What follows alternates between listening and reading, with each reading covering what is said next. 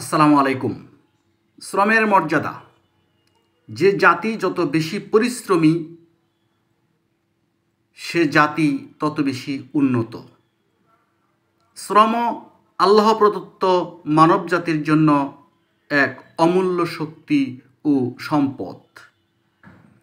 এ সম্পর্কে আল্লাহ তাআলা সূরা আল বালাদের আয়াত 4 বলেছেন, নিশ্চয়ই আমি মানুষকে সৃষ্টি করেছি কষ্ট ক্লেশের মধ্যে।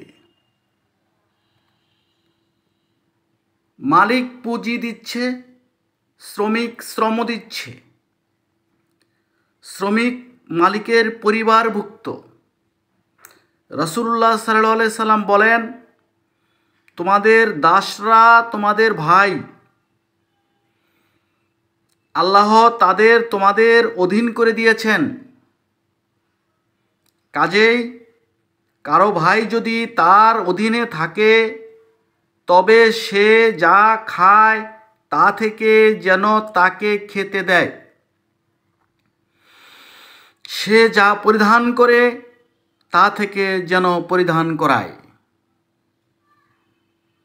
শ্রমব্যয় বা কাজ করা হলো নবীগণের সুন্নত। ধন্যবাদ। ভালো লাগলে সাবস্ক্রাইব করতে পারেন, লাইক দিতে পারেন।